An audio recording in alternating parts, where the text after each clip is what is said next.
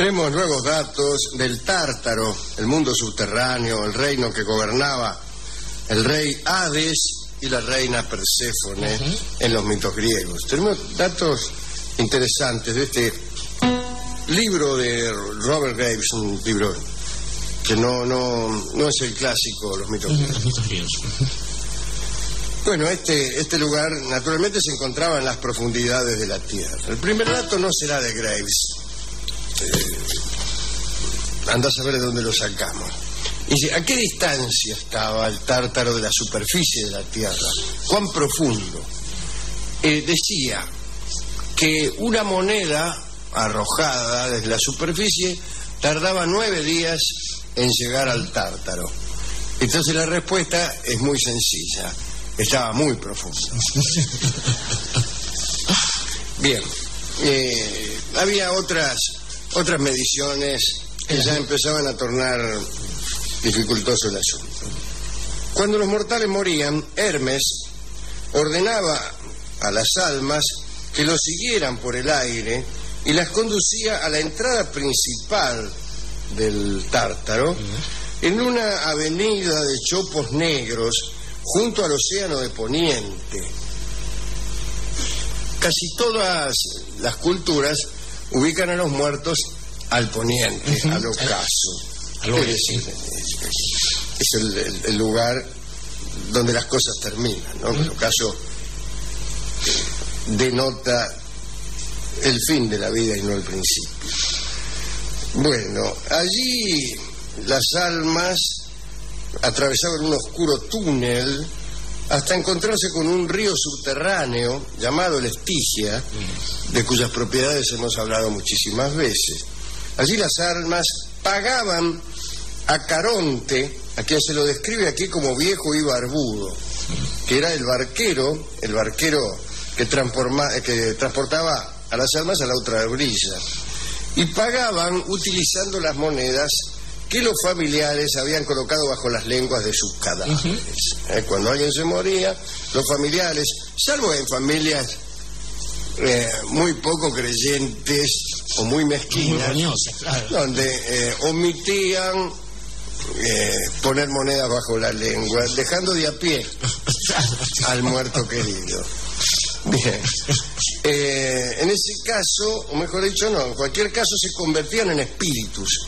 Caronte les decía a los espíritus, cuando no traían dinero, que tenían que elegir entre quedarse para siempre tiritando en la orilla del río, que es un destino, o hallar el camino de regreso a Grecia y volver a bajar, pero por una entrada lateral que había en Ténaro, donde ahí eran admitidos gratarola. Es una entrada, la puerta de atrás del infierno, imagínense lo que puede ser. Y ahí ni siquiera te cobraban el óbolo que sí tenías que pagar en la otra entrada. Cerbero, el enorme perro de 3 cabezas perteneciente a Hades, no dejaba escapar a las almas que querían salir y tampoco dejaba entrar a los mortales que se pronunciaban en sentido inverso. El Cerbero del hortelano. La región más cercana del Tártaro consistía en los pedregosos campos gamonales, por los que los espíritus vagaban eternamente sin encontrar absolutamente nada que hacer más que cazar los espíritus de los ciervos, cosa que tampoco los divertía.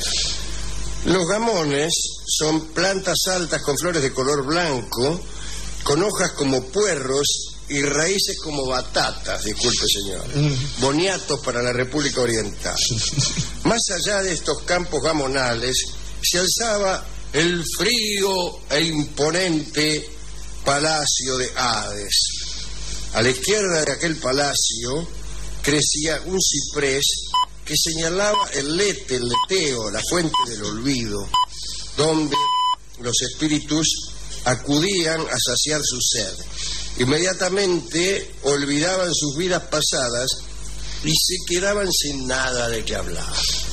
Aquí el espíritu griego aparece en pleno.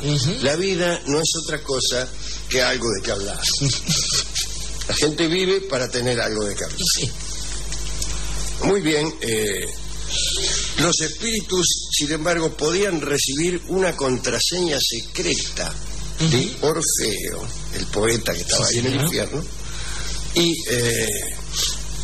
se le iban pasando entre ellos y podían beber, llegado el caso, en la fuente de la memoria, o mnemosine, señalada por un álamo blanco. Esto les permitía recobrar la memoria y hablar de sus vidas pasadas, y también de Yapa les permitía predecir el futuro. Hades permitía a estos espíritus que sabían la contraseña hacer visitas cortas al exterior cuando sus descendientes querían hacerles preguntas. Eso sí, les obligaba a sacrificar un cerdo como pago. Bueno, no un pariente. El cerdo como moneda corriente entre los espíritus que regresaban a la tierra es el nombre de un buen libro. Sí. No escrito, pero es el nombre de un buen libro. Cuando por primera vez llegaban al Tártaro, los espíritus eran juzgados por los 3 jueces de los muertos: Minos, Radamantis y Eaco.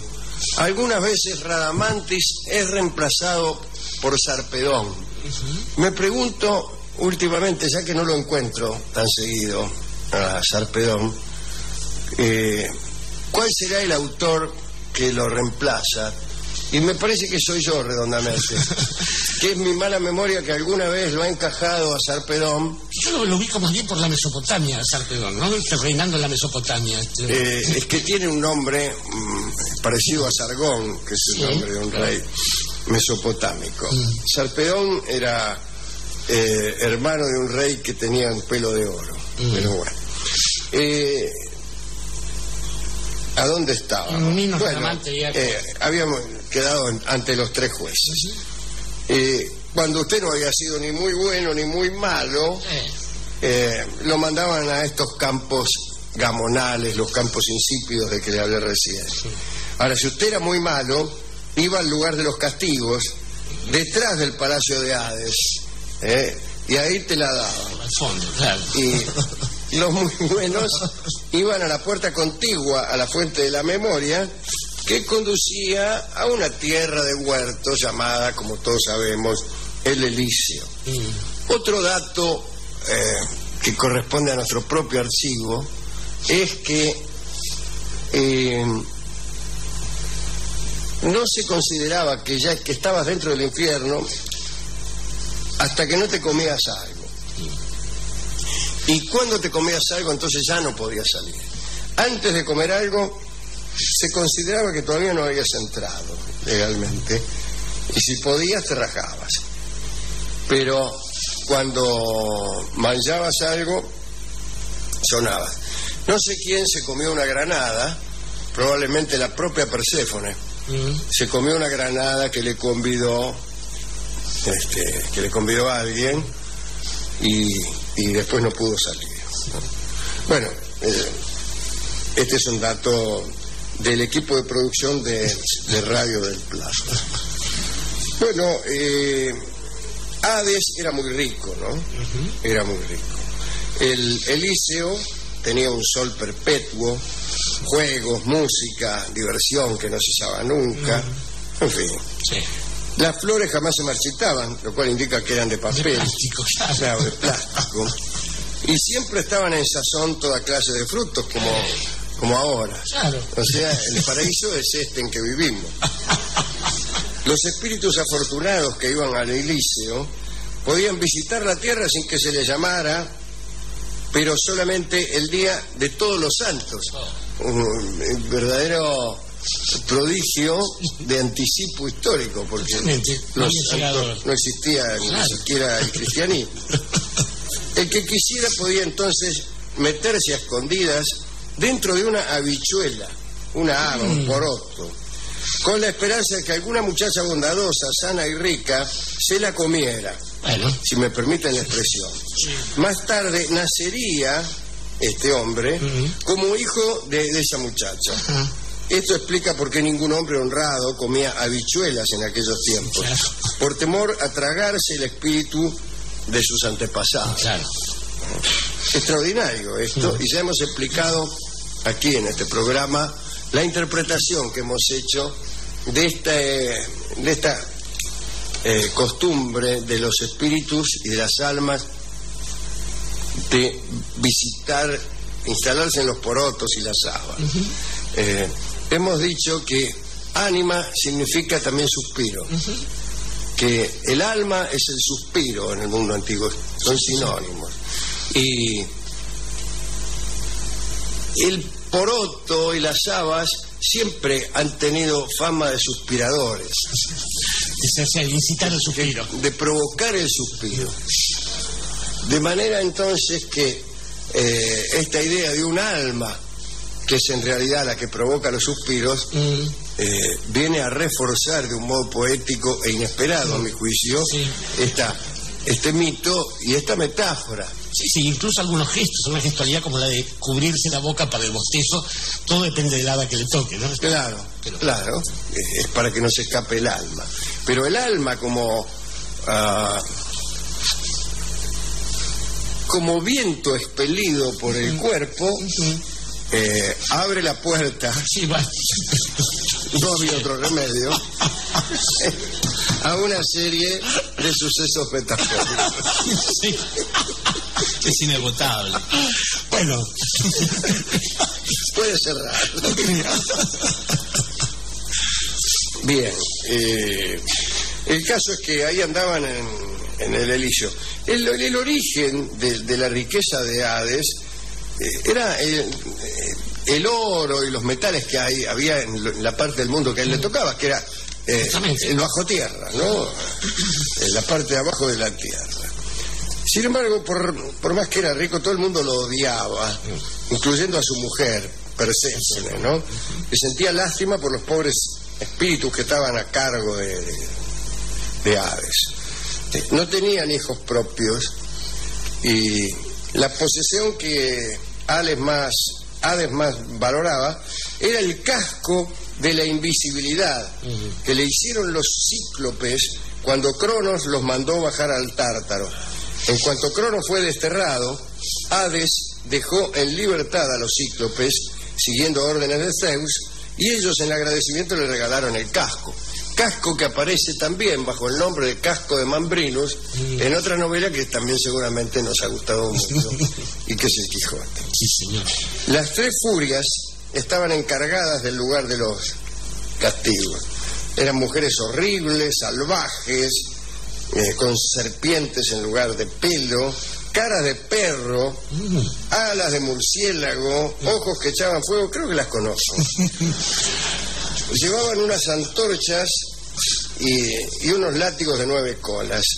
Las furias también visitaban a menudo la tierra para castigar a los mortales vivos que trataban cruelmente a los niños, o descortésmente a los ancianos, o a los invitados, o despiadadamente a los mendigos. Incluso perseguían hasta darle muerte a cualquier persona que tratara mal a su madre, por muy malvada que ésta fuese. Bueno, hay aquí una lista de los más famosos criminales que estaban en el lugar de los castigos. Ahí estaba las 49 Danaides, ¿se acuerda? Sí, señor. La casi totalidad de las hijas de Danao, y Danao las casó a las 50 hijas que tenía con los 50 hijos de Egipto, y les dio, por malo que era nomás, un alfiler a cada una para que en medio de la noche lo ensartaran cada una a su marido, clavándole el alfiler en el corazón. Hubo una de ellas, sin embargo, que se enamoró del marido, cosa que ocurre una vez de cada 50, como se sabe. Y esa no está en el lugar de los castigos, sino probablemente en el... Bastante castigo tiene. Hipermestra se llamaba, estaba en el Eliseo, ¿no? Estaba Tántalo, el famoso Tántalo, que había robado la ambrosía de los dioses, y de Yapa le sirvió a los dioses también un banquete caníbal, un estofado caníbal hecho con su sobrino, y los dioses se enojaron un poco. Bueno, ya sabemos la lista de los que moraban en el Tártaro, ¿no?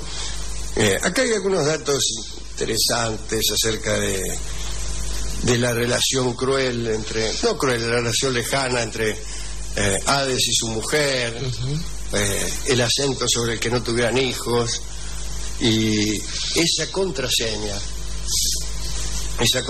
que Orfeo desparramaba para que aquellos que habían perdido la memoria la recuperaran y pudieran hablar de sus vidas pasadas.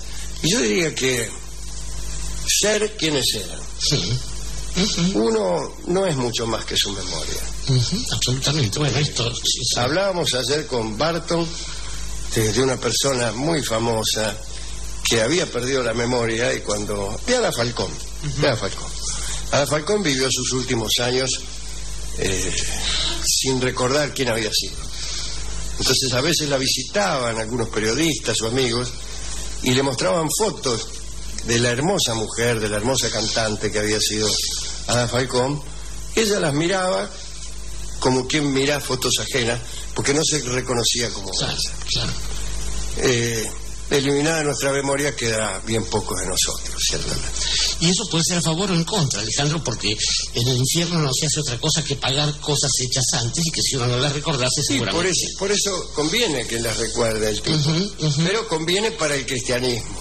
Claro, conviene justamente en esos infiernos donde uno tiene una puerta de entrada. Esto lo citamos siempre: dinanzi a me non for cose create, si non eterna e io eterna duro, lasciate ogni speranza voi che entrate, como nos cuenta Dante, que había ahí en una piedra escrito con esos caracteres brutales.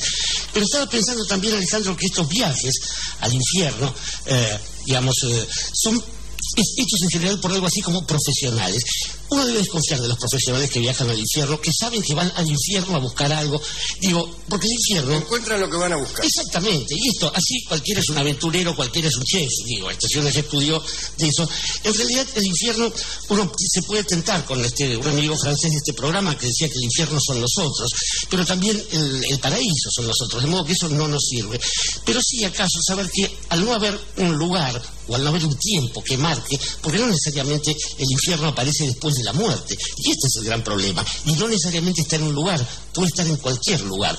El infierno bien puede ser justamente una ausencia, o puede ser una ambición que hace inútil el resto de las cosas logradas. Digo, esa cosa que aparece recurrentemente, porque el problema del infierno no es que esté en un lugar y uno vaya ahí y pueda escaparse, no, sino que acecha en cada recodo del camino. Y este es el problema, porque una vez que uno descubre cuál es el infierno, sabe que en cualquier momento, mientras está caminando a la luz del sol, puede caer en una de esas emboscadas, insisto, de la ausencia, del dolor, del recuerdo mismo, del mal, y entonces quedar definitivamente perdido en las sombras. Entre las sombras es el tango que escucharemos ahora en la versión del pianista y amigo Sebastián Yunda.